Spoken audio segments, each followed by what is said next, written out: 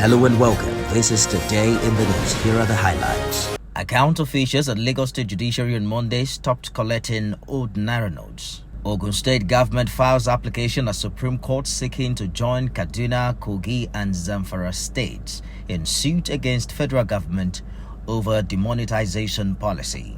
Lagos State government commences distribution of palliative measures to citizenry.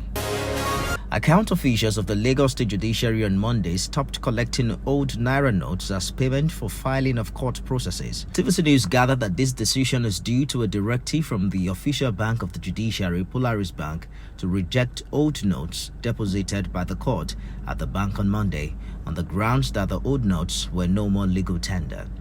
Some lawyers told TVC News that this development has deepened the crisis on ground as Nigerians continue to grapple with the difficulty in accessing the new Naira notes as well as major network glitches in opting for e-banking.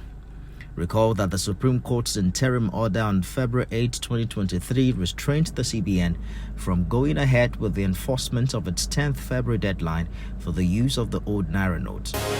The Ogun State government has filed an application at the Supreme Court of Nigeria seeking to join Kaduna, Kogi and Zamfara states in a suit against the federal government of Nigeria over the demonetization policy which introduced new versions of 200, 500 and 1,000 Naira notes.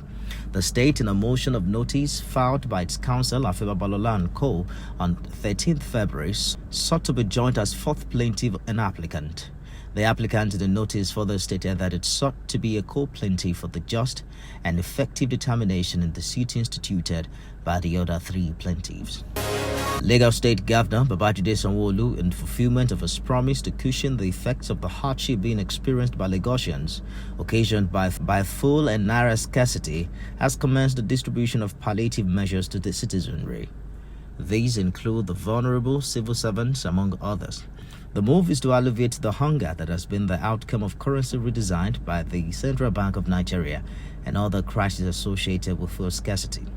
Speaking at the launch of the distribution exercise, Governor Sanwo-Olu, who was represented by his deputy, Dr. Obafemi Hamzat, gave out palliatives to the teeming recipients at Adeyemi Bero Auditorium, Alausa Secretariat, saying that the distribution is continuous as government will be reaching out to religious centers, non-government organizations and other distribution channels across the state.